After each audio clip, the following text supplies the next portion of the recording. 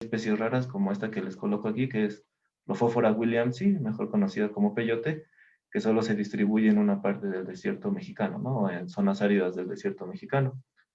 ¿Por qué? Porque hay especies comunes y especies raras, ¿no?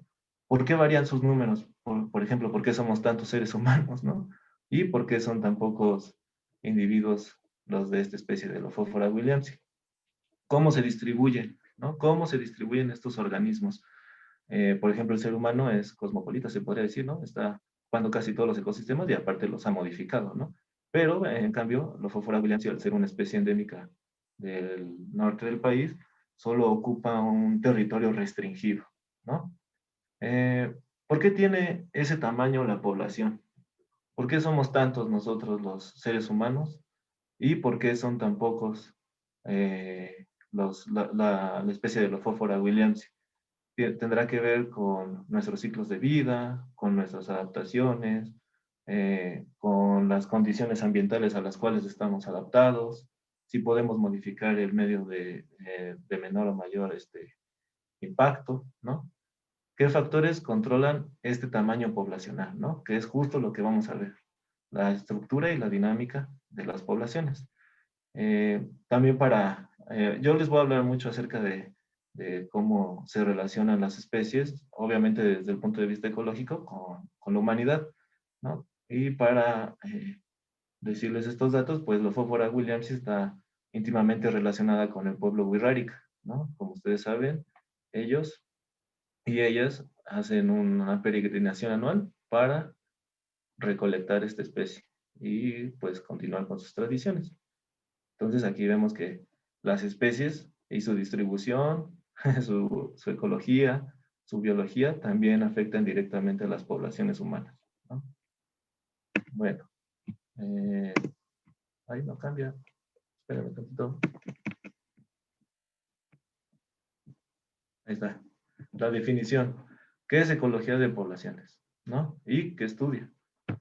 Bueno, aquí ponemos que es el estudio en menor, perdón, el estudio en menor medida de las distribuciones de las poblaciones animales y de los procesos, perdón, el estudio de los tamaños y en menor medida de las distribuciones y las poblaciones de animales y plantas y de sus procesos, particularmente los procesos biológicos que determinan estos tamaños. O sea, tenemos aquí que la ecología de poblaciones va a trabajar con el tamaño, ¿no? ¿Por qué existen tantos individuos de una especie en un área restringida y en un tiempo determinado, ¿no?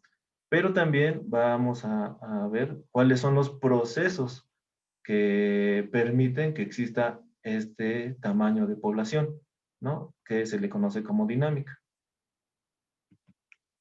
Y bueno, también tenemos otra definición, que es el estudio de las poblaciones animales y vegetales, sus patrones de variación en el espacio y en el tiempo, y de los factores que los afectan. De nuevo, vemos esta, estas particularidades en la definición que tienen que ver con el tamaño de las poblaciones, cuáles son los patrones de variación, o sea, las dinámicas, y que debe de estar en un espacio y en un tiempo definido, ¿no? ¿Y cuáles son los factores que afectan? Pueden ser los factores del clima, los factores del suelo, los factores humanos, ¿no? Bueno, pero aquí, si ustedes han notado, en estas definiciones, pues están hablando acerca de los animales y los vegetales. ¿Y qué sabemos de los hongos? ¿Por qué no han incluido los hongos aquí? ¿No? O de los protozoarios, de las bacterias, ¿no? Pero esto se puede ampliar a estos reinos de la naturaleza. También tenemos otra definición de Rickleffer en 1990, que es, para él, el estudio de la ecología de poblaciones es entender la dinámica. ¿Qué se refiere con la dinámica? Los procesos que afectan el crecimiento de las poblaciones o la disminución de las poblaciones, ¿no? Y esta dinámica, caracterizando tanto los procesos locales que afectan los nacimientos, que es parte de lo que vamos a estudiar, así como las muertes, ¿no? Y como los movimientos del individuo entre localidades, ¿no? Por eso les pongo este ejemplo de la mariposa monarca, ¿no? Ustedes saben que la mariposa monarca migra desde el norte, bueno, desde el sur de Canadá, norte de Estados Unidos, hacia nuestro país, ¿no? Y llega ahí al santuario que está en Michoacán y varias regiones más. Entonces, por qué existe esta migración en estas especies y no solo en la mariposa monarca, en muchísimas más? ¿No? También eso es lo que vamos a entender o trata de entender la ecología de poblaciones. Muy bien. Pasamos a la siguiente, que es definir qué es una población. Biólogos o biólogos, para ustedes, terrólogos, terrólogas, ¿qué es una población? ¿No? Para los biólogos y los ecólogos tenemos una definición concreta, ¿no? Que se expresa en la siguiente diapositiva. Cambiar. Ahí está. Es el conjunto de individuos de una misma especie que habitan un mismo lugar en un mismo tiempo, ¿no? Entonces, tenemos estos conceptos claves, ¿no? Que es un conjunto o la suma de individuos de una misma especie, ¿no?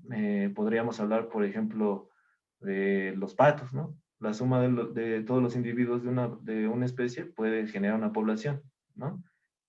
Pero también tienen que habitar en el mismo lugar, o sea, los patos del lago de Chapultepec, ¿no? Y no solamente tienen que habitar en el mismo lugar, también tienen que habitar en el mismo tiempo. Los patos del lago de Chapultepec del año 2020, ¿no? Entonces ahí es como podemos empezar a definir una población. ¿Qué involucra esta definición?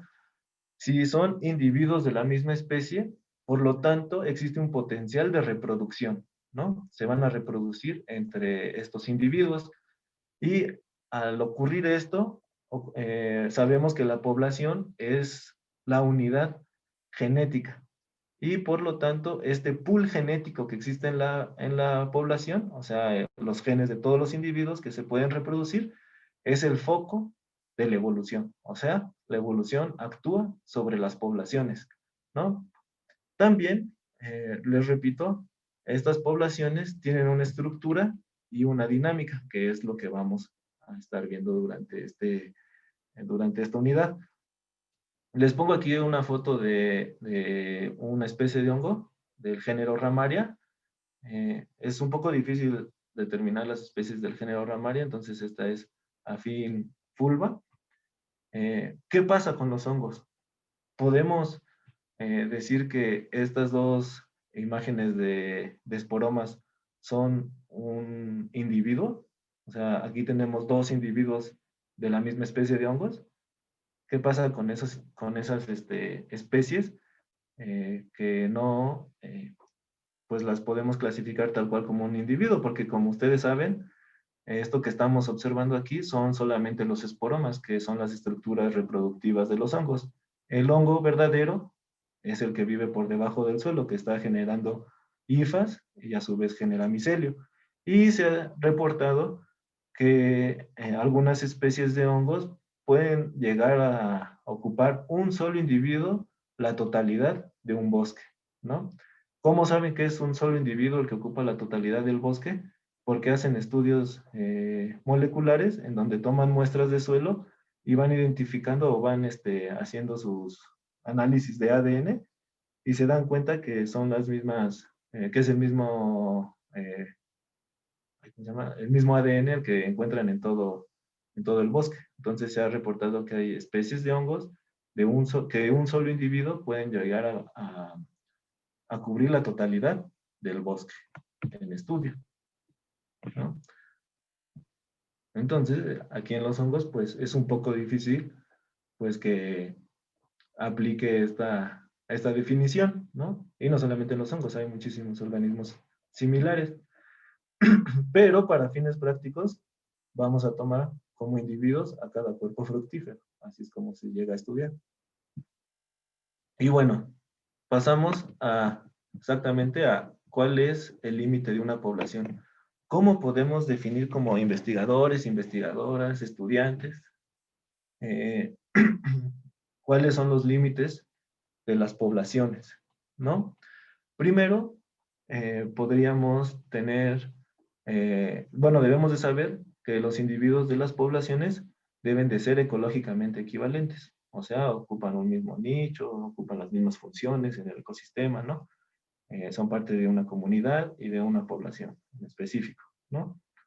Pero podemos definir estas poblaciones por su ciclo de vida y nos referimos a que los individuos de una especie presenten el mismo ciclo de vida, ya saben, nacen, crecen, se reproducen, mueren, ¿no? Y así. También podemos definir a las poblaciones por su edad.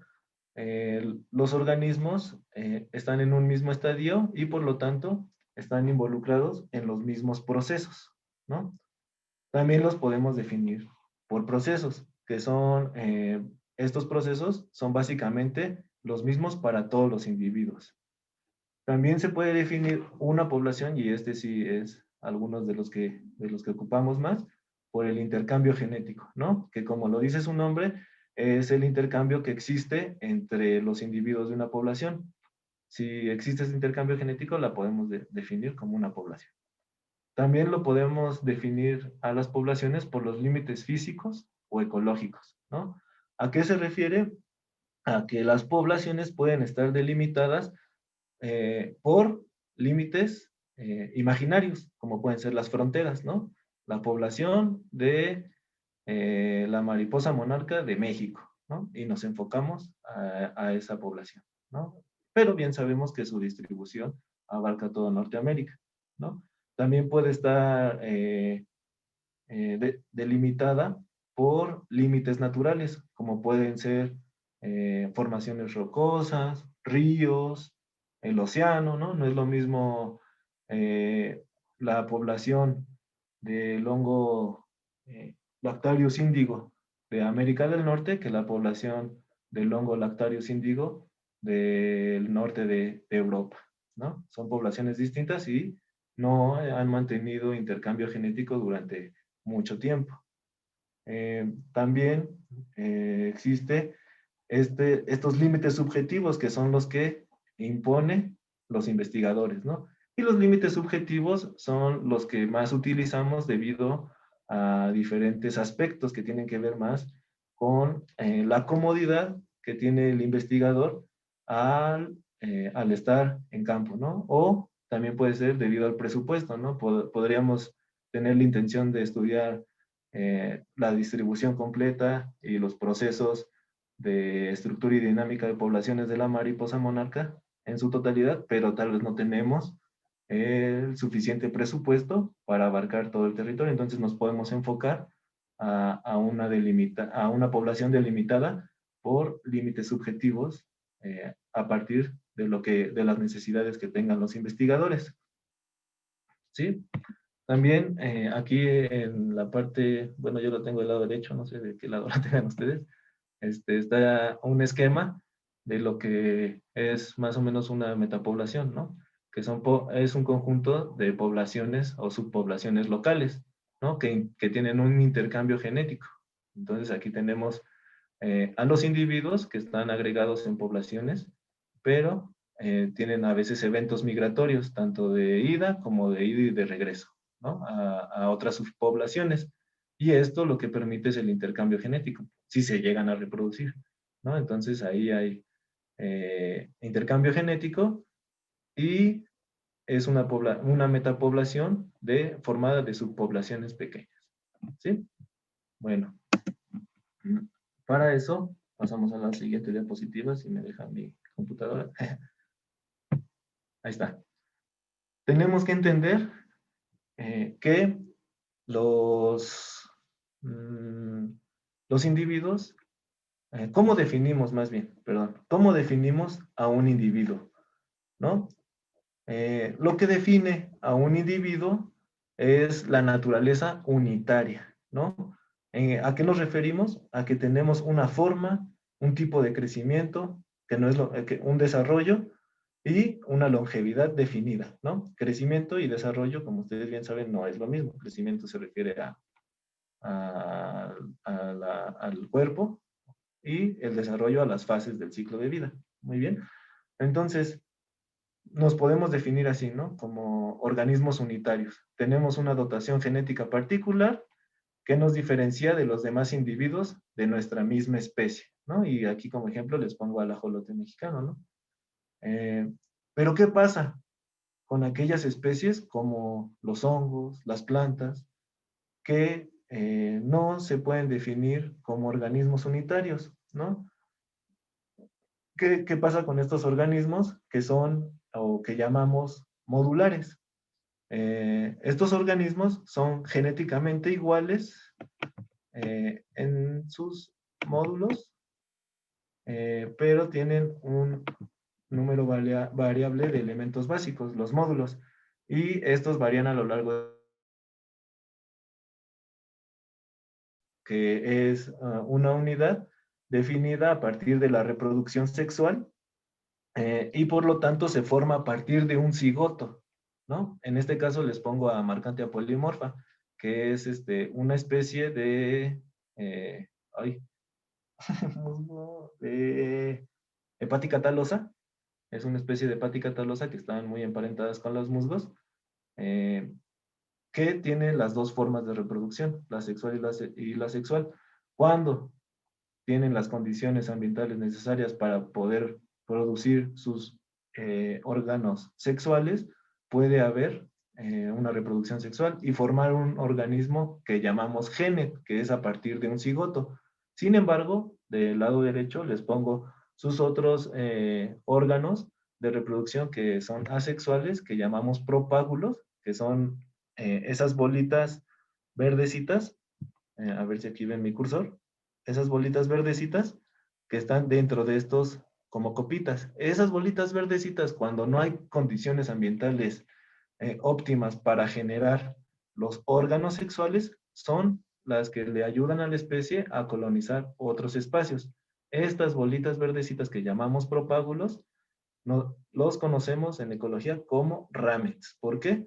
Porque son eh, órganos que potencialmente pueden formar otra planta, ¿no? Pero tiene la misma carga genética que la que les da origen. O sea, no hay recombinación. Al momento de tener la reproducción sexual, sí hay recombinación y podemos tener un organismo genéticamente distinto. Entonces, a estos les llamamos organismos modulares. Para fines prácticos, la ecología toma como individuo a cada uno de los ramets que pueden producirse desde un gen. ¿Hay alguna duda hasta aquí? Bueno, me parece que no. No los puedo ver tanto, pero no. Muy bien. Gracias. Eh, Volvemos un poco aquí a lo de metapoblaciones, que ya se los había un poco explicado en las diapositivas anteriores. ¿Qué existe? ¿Qué pasa con las metapoblaciones? Hay un ambiente heterogéneo dentro de la distribución de una especie, ¿no? O sea, no se presentan las mismas condiciones en todos los lugares. Por lo tanto, los individuos no se distribuyen como una única gran población sobre la superficie del terreno, ¿no? No tenemos en la distribución a los organismos ahí todos apelmazados en la distribución, ¿no? Sino que los vamos teniendo en microclimas o microhábitats en donde hay las condiciones óptimas para que puedan crecer y desarrollarse, ¿no? Y se comportan como subpoblaciones unidas a través de los movimientos de individuos dentro y fuera de ellas, ¿no?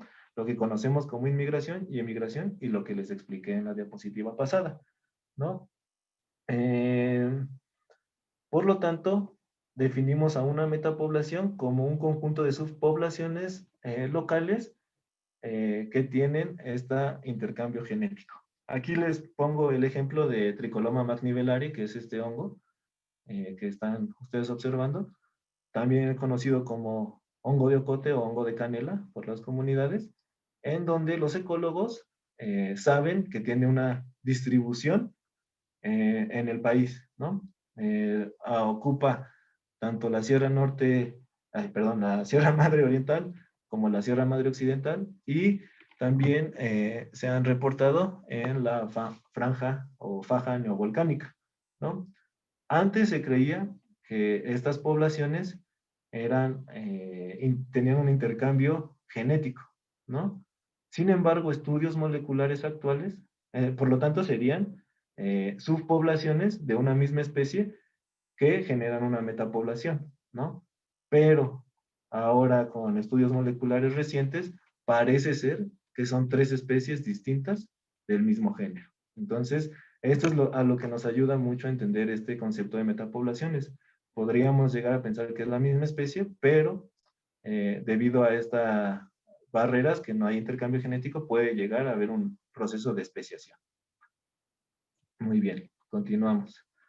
Entonces, si hay alguna duda, interrúmpanme, sin problemas. Y bueno, este hongo es comestible y saben, es muy apreciado por los japoneses y ha sido totalmente saqueado en nuestro territorio debido a la demanda del pueblo japonés. Y bueno, pasamos a las propiedades emergentes de las poblaciones. ¿Cuáles son las propiedades emergentes de las poblaciones? Existe la densidad o abundancia, ¿no? Que podríamos entender como que es el tamaño de la población. Está también la disposición espacial, cómo se distribuyen las especies en un territorio definido, ¿no? Y cómo es su disposición dentro de estos ecosistemas. También está la estructura de edades, que es bueno, cuáles son las edades que se presentan en una población de especies, ¿no? Y la proporción de sexos, cuántos hay machos y cuántos hay de hembras, ¿no? Estas propiedades que nosotros vemos aquí, podemos entenderlas como factores, o sea que son componentes de un sistema y estas se caracterizan por sus valores, ¿no? Puede ser la cantidad de individuos, la cantidad de individuos sobre un área, ¿no? La forma de disposición que existe de esta especie, ¿no? Pero también tenemos estas propiedades que tienen que ver más, bueno, esta densidad, disposición, estructura y proporción de sexos son la estructura de la población. Y ahora pasamos a lo que es la dinámica de la población, que puede ser entendida como el crecimiento poblacional y los cambios en la distribución de edades, ¿no? A estos les llamamos procesos, ¿no? Y estos son eventos que producen cambios en el sistema poblacional. Y los más referidos son la natalidad, la mortalidad y la dispersión. Y estos son descritos por sus tasas, o sea, cuántos individuos se mueven de una población a otra, cuántos individuos nacen, cuántos individuos mueren, ¿no? ¿Cuál es el porcentaje de individuos de esa población que nacen o mueren? Se mide a través de tasas. Muy bien. Pasamos a la primera propiedad emergente que tiene que ver con la estructura, perdón, que es la densidad, ¿no? La densidad es lo que definimos como tamaño poblacional en relación a una unidad de área o volumen, ¿no? Ejemplo de esta definición podría ser los valores de densidad para poblaciones de distintas especies. Están las diatomeas, que son, me parece, protozoarios, ¿no? Son protozoarios que viven en el mar y podríamos definir su densidad en un metro cúbico, ¿no? Y ya se han hecho obviamente los estudios y aquí están definidos como 5 millones de diatomeas por metro cúbico, ¿no? Las diatomeas son súper importantes y se ocupan para muchas cosas y aparte están formando la arena también. Existen los artrópodos del suelo que podríamos definir 500,000 sobre metro cuadrado, ¿no? O sea, la densidad siempre va a estar relacionada con una unidad de área o de volumen, ¿no? Aquí, como vemos, están los metros, pero también podrían ser los milímetros, ¿no? Eh, Aquí ponemos como ejemplo a los cardúmenes, ¿no? De los peces, barracudos me parece que eran, ¿no? Que están aquí formando cardúmenes. Eh, y pues podríamos contar cada uno de estos individuos y definir un área para saber su densidad, ¿no?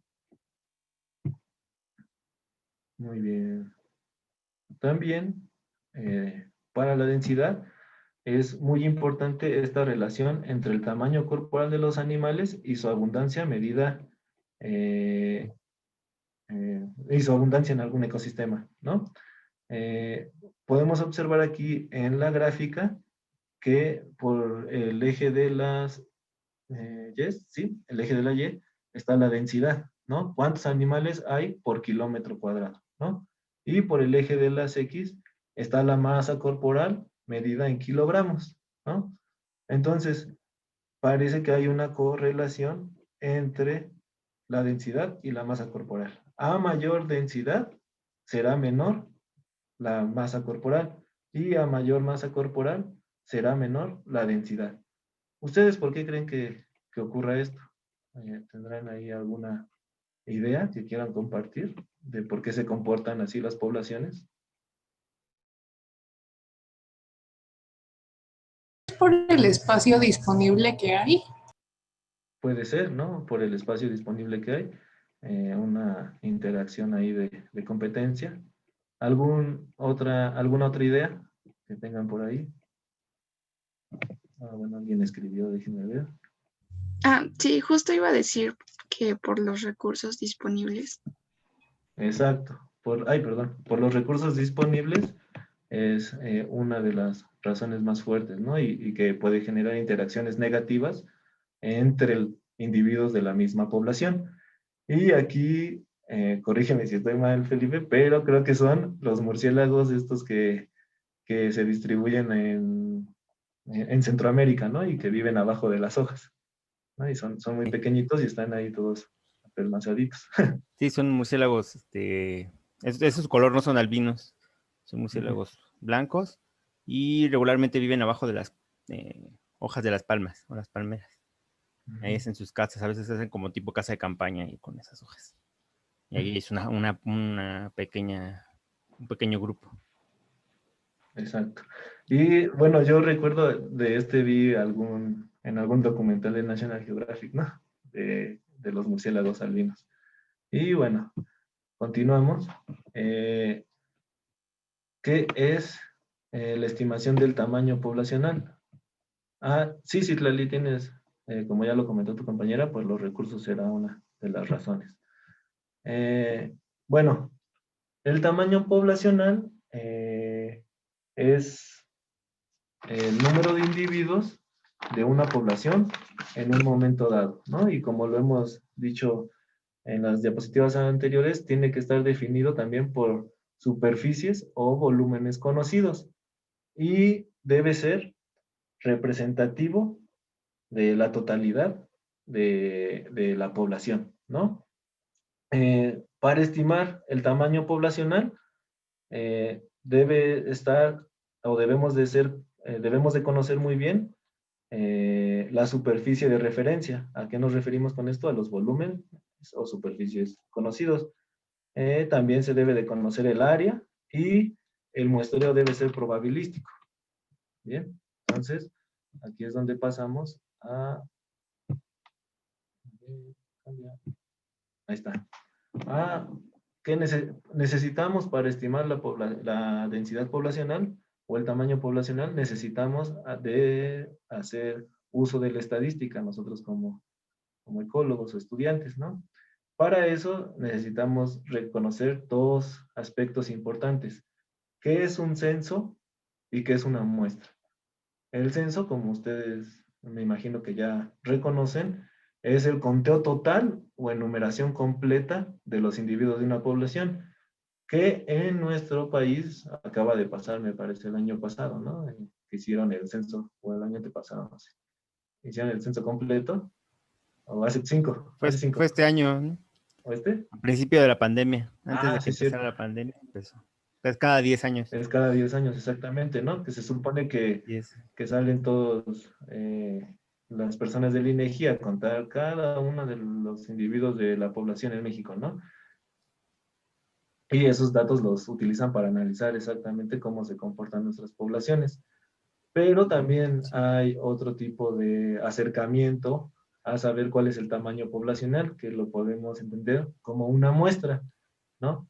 Que es un conteo o enumeración de los individuos en un área menor a la población, pero que debe de ser representativa de esta población para que pueda ser probabilística, ¿no? Y nos dé datos que sí representen a la población en su totalidad. ¿Cómo son estos muestreos? ¿No? El primer tipo puede ser un muestreo al azar, ¿no? Que son puntos distribuidos aleatoriamente. O sea, tú llegas a un territorio definido, bueno, a un espacio geográfico definido, y eliges puntos al azar para hacer tus muestreos, ¿no?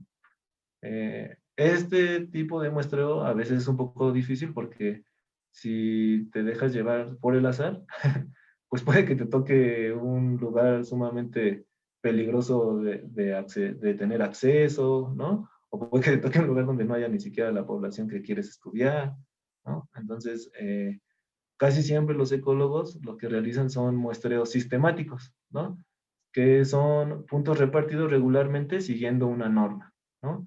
Y ejemplos de este son el muestreo regular o el transecto, ¿no?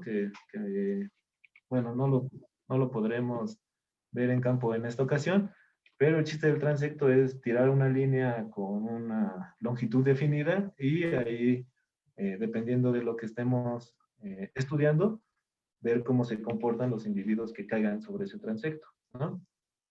Y los transectos, pues no solamente es, ay, donde yo quiero, ahí lo pongo, ¿no? Sino que debe de haber algunas razones y argumentos para saber definir en dónde debemos de colocar un transecto, ¿no? Y también los recorridos o pasillos.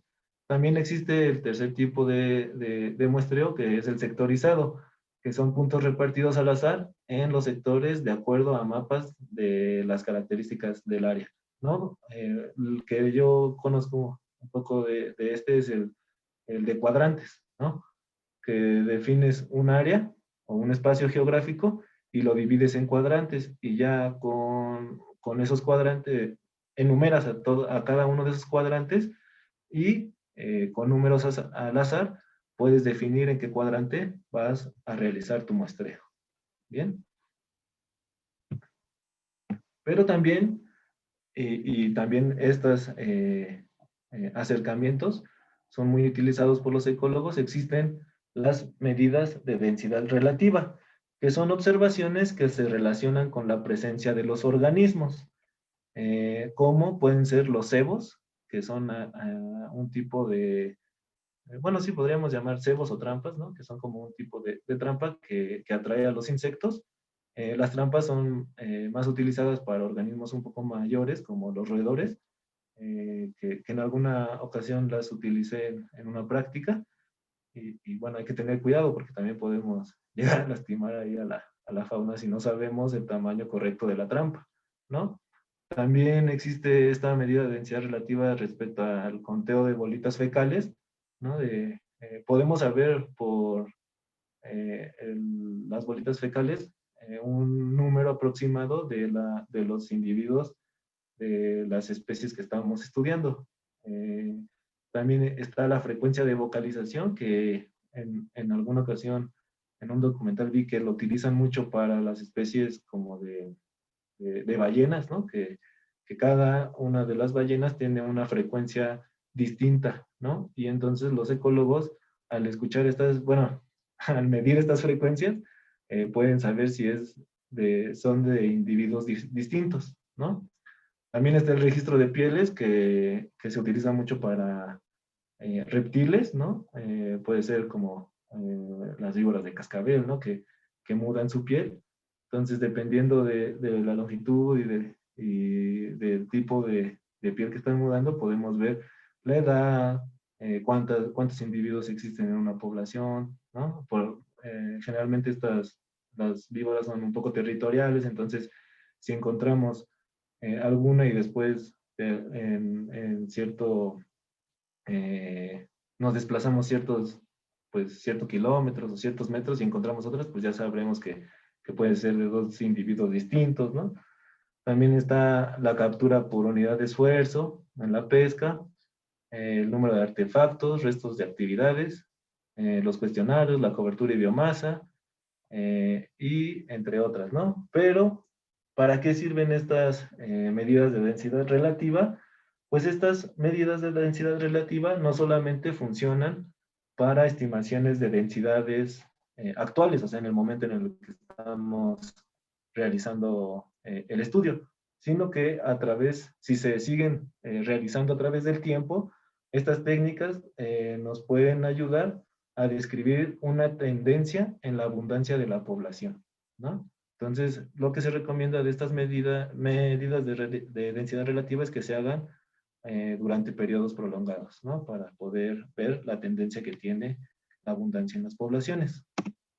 Y bueno, pasamos a otra propiedad de la estructura de las poblaciones, que es la disposición espacial. ¿Qué queremos resolver con la disposición espacial? Pues qué tipo de distribución presentan las poblaciones, cómo es su ambiente, para qué se estima, ¿no? La distribución espacial.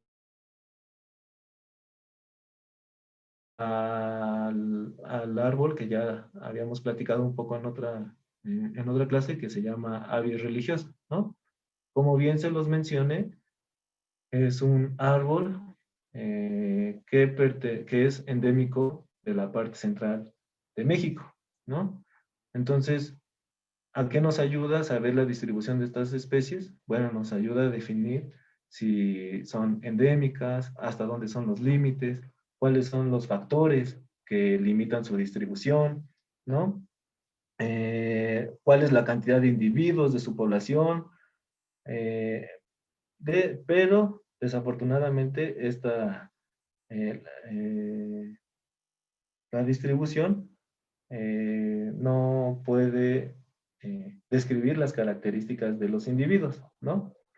Entonces, también les pongo como ejemplo al tlacuachito, ¿no? Que el tlacuachito, pues, como ustedes lo conocen, o seguramente lo conocerán en la reserva, pues se distribuye ahí, ¿no? ¿Para qué estimamos la distribución de este tlacuachito que en la actualidad ahí en la reserva de CU, pues está súper limitado, ¿no? O sea, ya tiene los límites de las rejas, ¿no? Esa es su distribución. ¿Para qué lo estimamos? Pues justo para, no, para saber que debemos de tener cuidado cuando vayamos recorriendo esas zonas en carro, ¿no? Y como bien han hecho la campaña las personas que están ahí dedicados a la REPSA, para evitar que sean atropellados o tener cuidado al meter las manos en los botes de basura, ¿no? Que son algunas afectaciones al saber que se distribuyen en esos lugares, ¿no? También aquí es muy importante que en la distribución espacial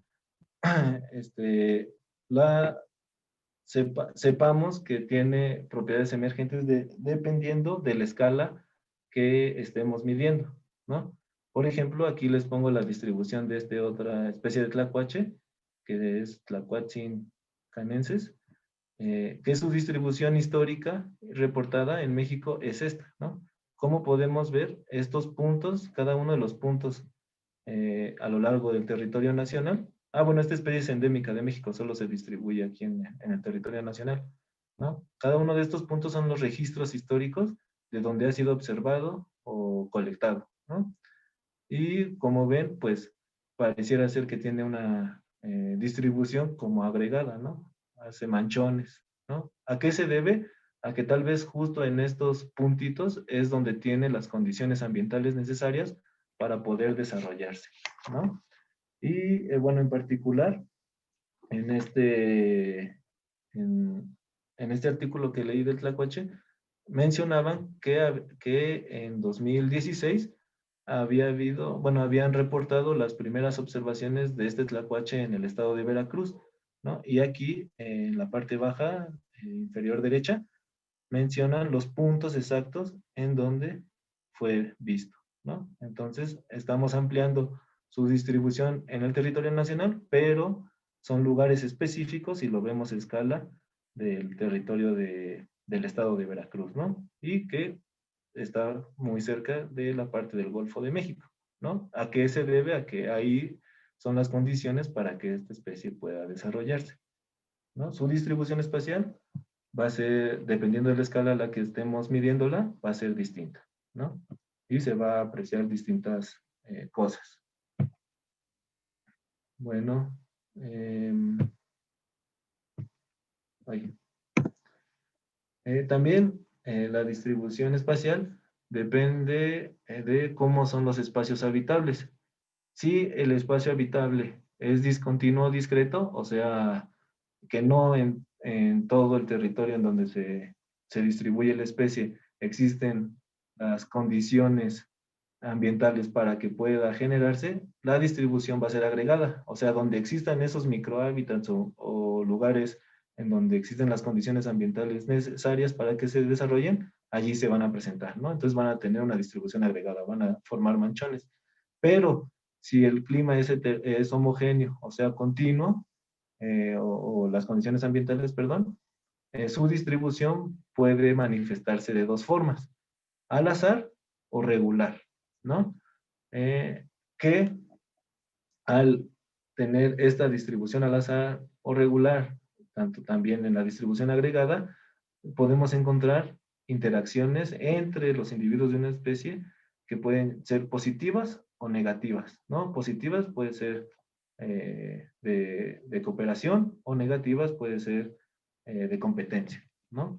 Y bueno, si el medio es continuo o homogéneo, perdón, la interacción va a ser indiferente y probablemente presente una distribución azarosa. O sea, no hay como regularidad en su distribución.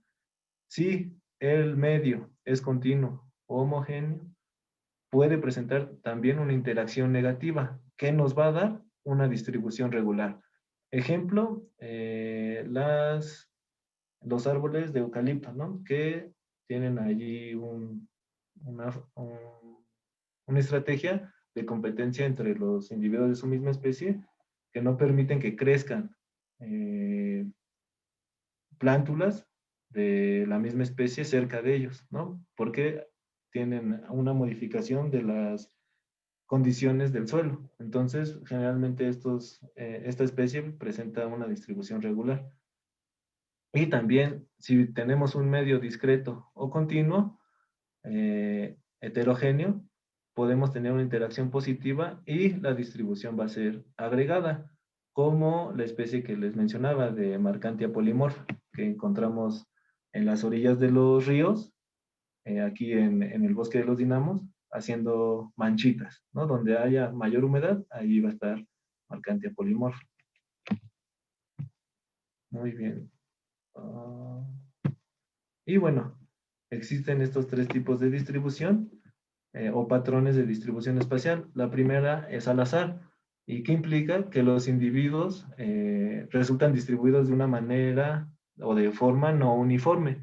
Y esto ocurre cuando todos los puntos del territorio tienen una probabilidad igual de ser ocupados por un individuo. Y este es independiente de la posición del resto, ¿no? Aquí tenemos un ejemplo gráfico o visual.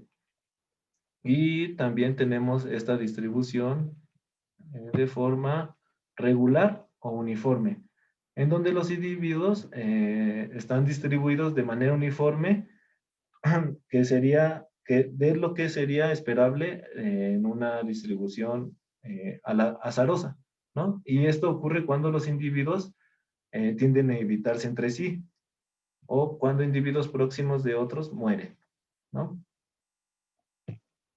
Y también está la agregada o contagiosa, en donde los individuos aparecen más próximos de lo que sería esperable por el azar.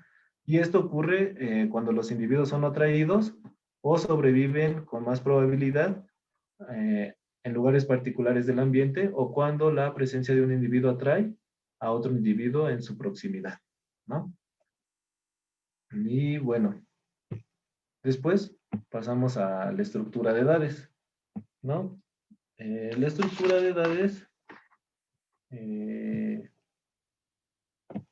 perdón, la estructura de edades tiene que ver primeramente con esto, ¿no? ¿Qué son poblaciones discretas y qué son poblaciones continuas? Las poblaciones discretas son aquellas que presentan una sola generación a lo largo de un ciclo de vida completo, ¿no? Y generalmente son anuales, ¿no? Aquí les ponemos el ejemplo del chapulín. El chapulín deja sus huevecillos y cuando existen las condiciones ambientales óptimas, estos huevecillos eclosionan, pero toda la generación eclosiona junta, ¿no? Y tiene su ciclo de vida juntos, ¿no? Y mueren al mismo tiempo. O sea, bueno, mueren antes de morir, perdón, dejan a la nueva generación en forma de huevecillos, ¿no? Pero toda la generación muere y otra vez cuando hay las condiciones ambientales óptimas, los huevecillos vuelven a eclosionar y generan la siguiente generación. Y las poblaciones continuas son aquellas que presentan varias generaciones en un mismo momento. Este lagarto, pues, se reproduce en alguna época del año, pero no muere después de la reproducción, ¿no? Y entonces, tanto los lagartos pequeños como los lagartos que dieron origen a estos pequeños lagartos van a estar presentes y hasta probablemente pueden estar presentes los lagartos que dieron origen a este primer lagarto. Entonces hay poblaciones, las poblaciones continuas son aquellas que presentan varias generaciones en un mismo tiempo. Y otro ejemplo podemos ser nosotros mismos, ¿no? Los seres humanos, que están nuestros abuelos, nuestros papás, nosotros, y pues probablemente ya también nosotros podríamos presentar hijos, ¿no? Entonces ahí en un mismo tiempo y espacio hay varias generaciones. A eso es a lo que llamamos o reconocemos como poblaciones continuas. Y bueno, ¿qué es la estructura de edades? Es la cantidad o proporción de individuos en diferentes clases de edad. Y bueno, esta reproducción está limitada a ciertas clases de edades. Y también existe una supervivencia diferencial en cada clase de edad. Y sabemos que la mortalidad es más destacada en ciertas clases de edades, ¿no? Que se acercan más, como en el caso de los seres humanos, a la longevidad, ¿no? Y estas proporciones relativas a los grupos de edad influyen tanto en la rapidez como en la lentitud, perdón, del crecimiento poblacional, ¿no? Esta estructura de edades tiene una inferencia directa con el crecimiento poblacional, ¿no? Recuerden, si tienen alguna duda, pues interrumpan. A ver, no cambia. Y bueno, aquí podemos ver lo que es los estadios de importancia ecológica, ¿no? Representados en una pirámide de edad, que es un esquema de las estructuras de edad de la población y nos ayuda a comparar los tamaños de las clases de edad.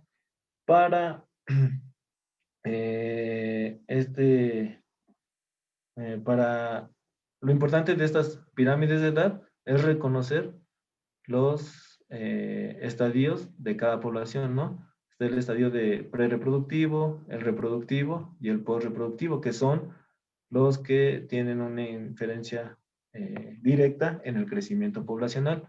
Aquí podemos observar que el estadio prereproductivo es muy amplio, ¿no? Tenemos muchos individuos en esta población que están en estadio prereproductivo, va disminuyendo, ¿no? El reproductivo tiene menos individuos y el postreproductivo tiene muchísimos menos. ¿Ustedes a qué creen que se deba el comportamiento, que se comporte de esta forma esta pirámide? Pongamos que no fuera de seres humanos, que fuera, no sé, de alguna especie de planta que no es anual, ¿no? Como por ejemplo algún pino. Porque creerían que tiene este comportamiento. Por ejemplo, aquí en el prereproductivo podrían ser la cantidad de plántulas o semillas en una población. El reproductivo, pues ya cuántos árboles llegaron a una edad en donde pueden producir semillas, y el postreproductivo serían aquellos árboles que ya pasaron de esa edad. ¿Por qué creen que se podría comportar de esta forma piramidal? ¿Alguien? ¿No se anima? Felipe. Ah. ¿Nadie se anima? Bueno, Entonces, bueno, pues por los, como decía la diapositiva anterior, la cantidad de organismos que tenemos de cada estadio nos va a determinar también lo que sigue, ¿no? Entonces, si tenemos muchos organismos juveniles, vamos a tener muchos después del estado reproductivo que van a generar más organismos para la parte prereproductiva, ¿no? Entonces tiene que ver con con la cantidad de organismos y el estado reproductivo en que se encuentre. Y bueno, aquí en los humanos el estado postreproductivo es muy grande comparado con otras especies, ¿no? Que ya después cuando dejan de tener esa disposición de reproducción, empiezan a morir. Pero bueno, ya por tiempo. gracias, Felipe. Ya nos acabamos. Bueno, y ya sería, lo que sigue es la... bueno, ¿cómo lo sabemos en los animales? Bueno, pues por su ciclo de vida, ¿no? Sabemos que presentan diferentes formas o fases dentro de un ciclo de vida. Y en el caso de los árboles, pues podríamos medirlo por el DAP, que es el diámetro a la altura del pecho, o por los anillos de crecimiento, ¿no? En qué momento los individuos están de su vida. Y bueno, la proporción de sexo, ¿no? Para finalizar, esta es la última propiedad de la estructura. Y se dice que la proporción de sexo es 1 a 1. ¿Por qué? Porque deberíamos de tener un individuo tanto hembra como macho para poder reproducirnos. También se dice que la proporción sexual primaria es igual 1 a 1. ¿A qué se refiere? A que en la producción de cigotos va a ser 50% hembras, 50% machos. Sin embargo, la producción sexual secundaria es sesgada. ¿A qué se refiere con la proporción sexual secundaria? Al momento del nacimiento. Se dice que generalmente existen mayor número de machos, creo. Y bueno, ¿cuáles son las dificultades en el estudio de la proporción de sexo? Pues el hermafroditismo, ¿no? Si encontramos en un mismo individuo ambos sexos, pues esto dificulta el estudio. También la similitud morfológica, ¿no? Podemos podemos encontrar organismos que sí tengan tanto individuos machos como hembras, pero que su morfología sea muy parecida.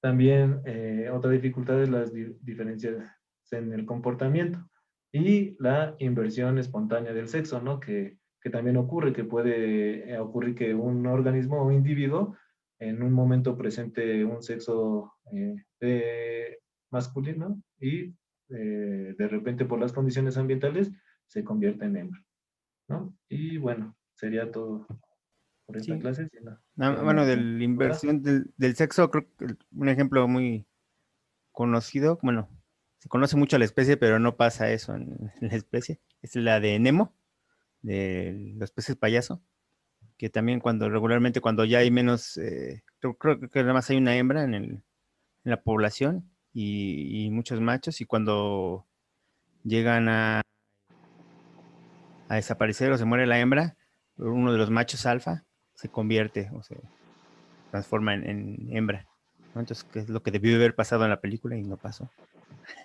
Y había otra cosa que les iba a decir.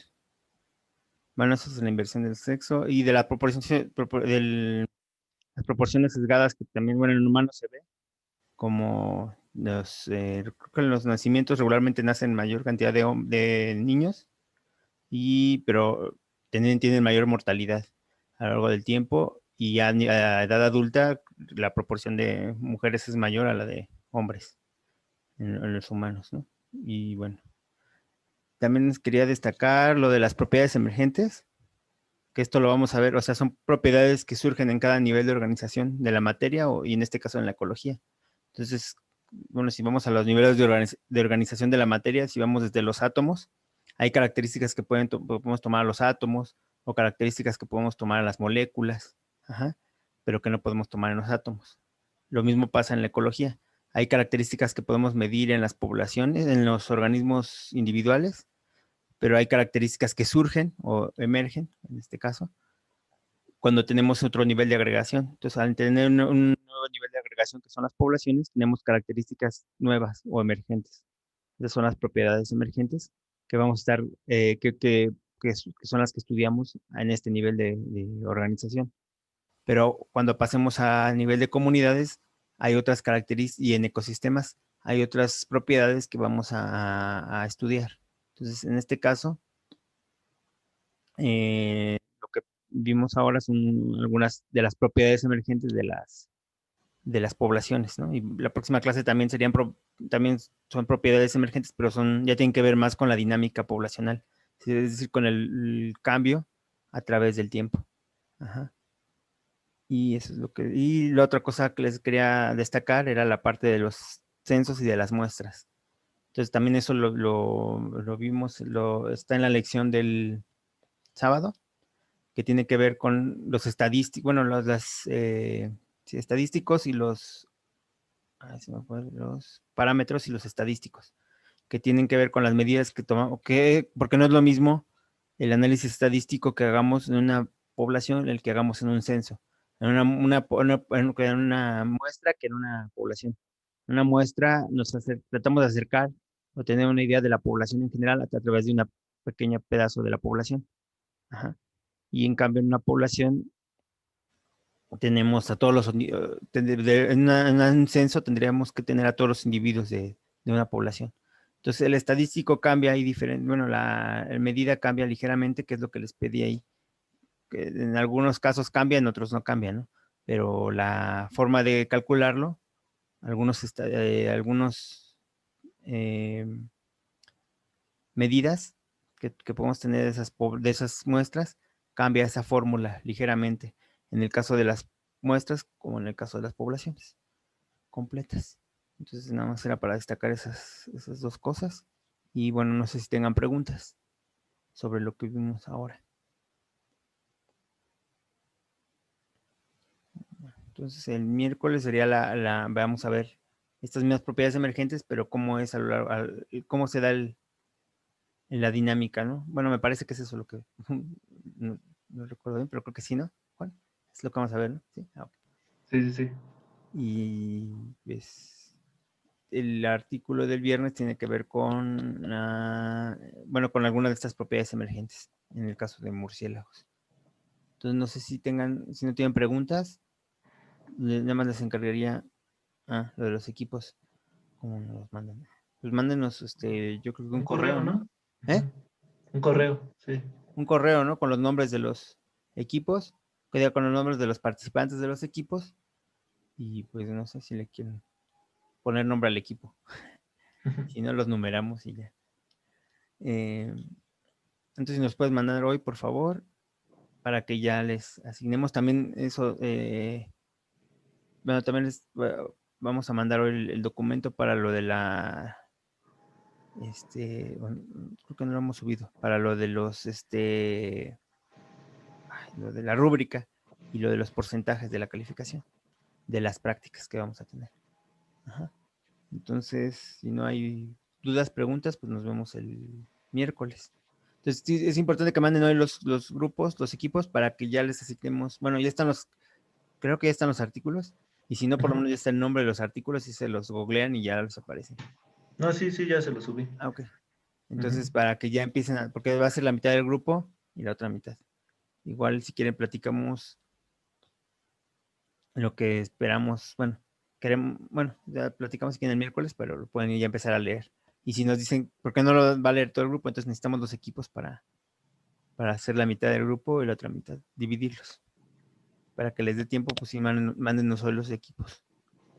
¿Listo? Entonces, si no hay más preguntas, pues nos vemos el miércoles. Acuérdense de poner sus fotos acá, porque ya no, para más o menos ubicarlos. Bueno, ya algunos más o menos los estamos ubicando con las fotos, pero para que, sobre todo los viernes, ¿no? Para preguntarles. Bueno, y para ubicarlos. También nos ayuda más o menos a ubicarlos con las caras. ¿Listo? Entonces, nos vemos el miércoles. Gracias. Chao. Gracias, hasta luego. Bye. Gracias, profe. Gracias. De nada. Bye.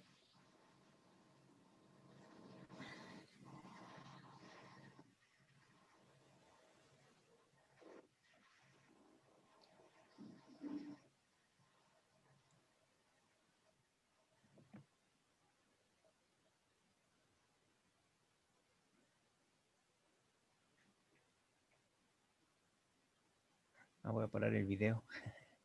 Ah, sí. Entonces, empiezo la dinámica